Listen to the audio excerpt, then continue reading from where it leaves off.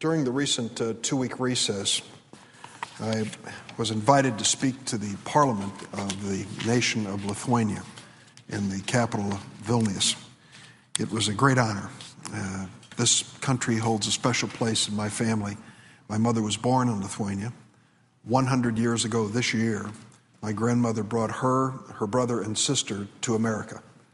My mother was 2 years old, landed in Baltimore, and somehow our family found its way to meet up with my grandfather in East St. Louis, Illinois, where a lot of Lithuanian immigrants were coming to take jobs that immigrants took in those days and still do.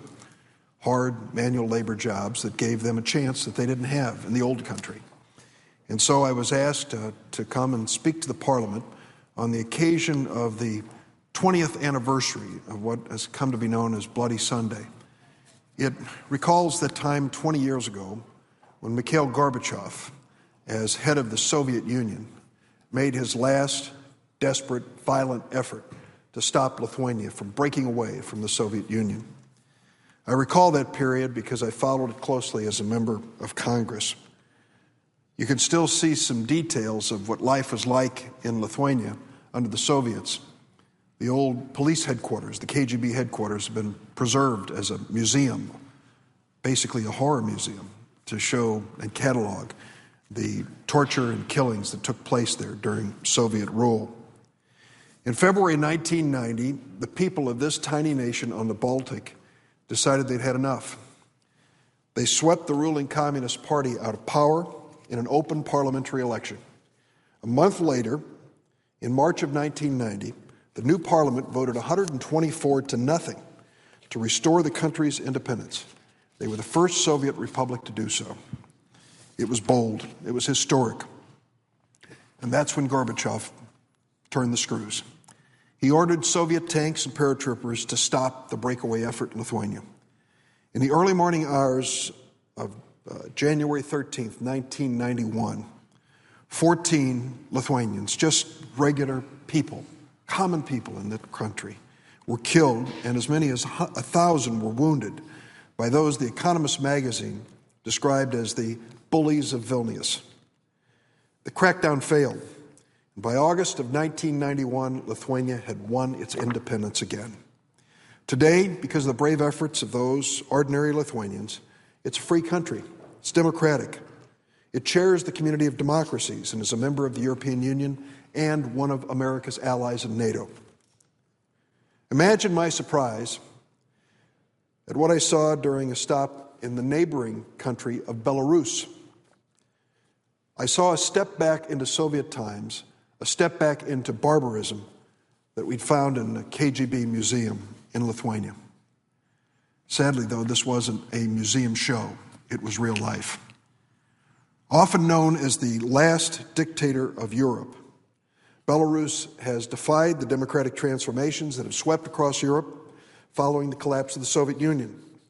The country's been ruled with an iron fist for most of the last few decades by a strongman, Alexander Lukashenko. In Lukashenko's 2-decade-old totalitarian nightmare, opposition figures, anybody who had the courage to step up and defy him, have been subjected to harsh repression and imprisonment. Over the years, those who might have been alternatives to Lukashenko in any election have disappeared or been thrown in jail.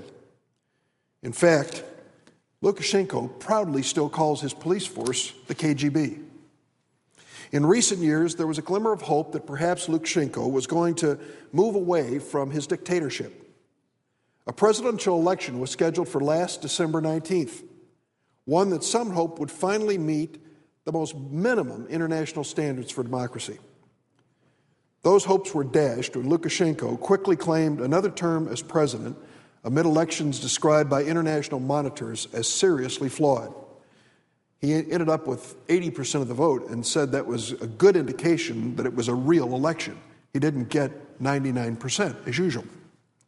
Lukashenko ordered his KGB thugs to brutally suppress opposition candidates, activists, and supporters who gathered in protest on election night in Independence Square in downtown Minsk in the nation of Belarus, December 19th last year.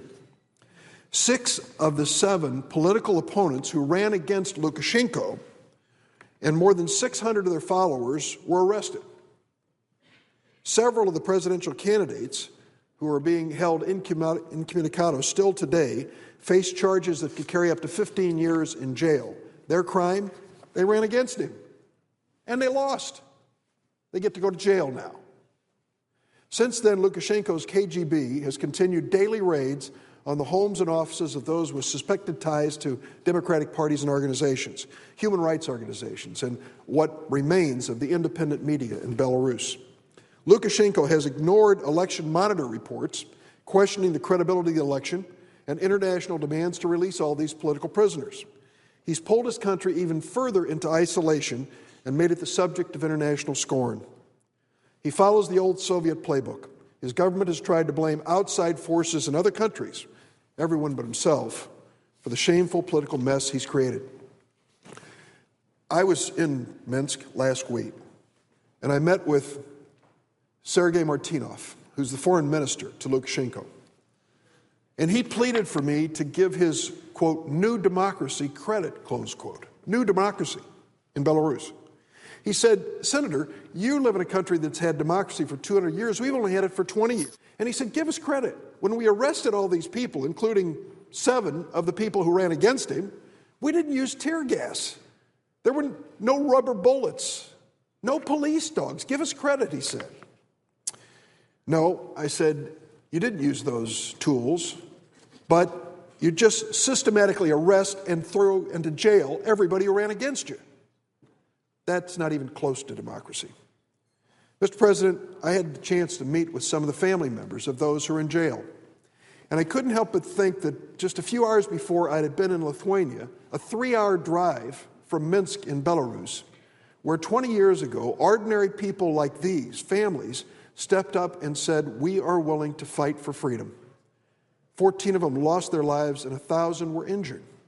Just ordinary people. These are not the political class. These are folks who just are sick and tired in Belarus of the authoritarian rule. I want to show you some of the people that I met that I think are worth being part of the record here today.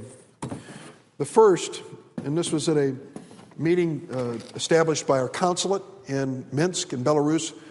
They threw out our ambassador a few years ago. So we have 5 people trying to represent the United States of America in this country, and bless them for trying. It's a hard job. They are constantly monitored, eavesdropped, followed. Life is not pleasant, and when we start getting down on people working for the United States of America, remember these 5 who are risking their lives for us every day so that there is an outpost for the United States and for freedom in this authoritarian country. This lady was at the meeting in the consulate offices. Svetlana Lyabetka. She's the wife of Anatol Lyabetka, the chair of the United Civic Party. Anatol has been regularly harassed, fined, and imprisoned for his political activities. In 2004, severely beaten by Lukashenko's police force. His wife told me in tears that her husband had been taken away and jailed, and she has no information about him, and that had been almost a month. She doesn't know what's happening to him or where he's being held. The second person, which I would like to make a part of this record,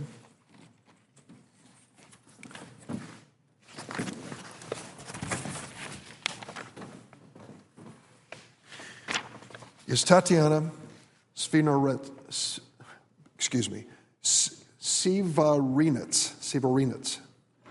She's the mother of Pavel Sivarinets, the head of presidential candidate Vital Rimashevsky's campaign. He's already served several years in jail for protesting previous sham elections in Belarus. That's right, thrown in jail for protesting a rigged election, when it's those doing the rigging that ought to be in jail. Her letters to her imprisoned son go unanswered. Her complaints filed against the government are ignored.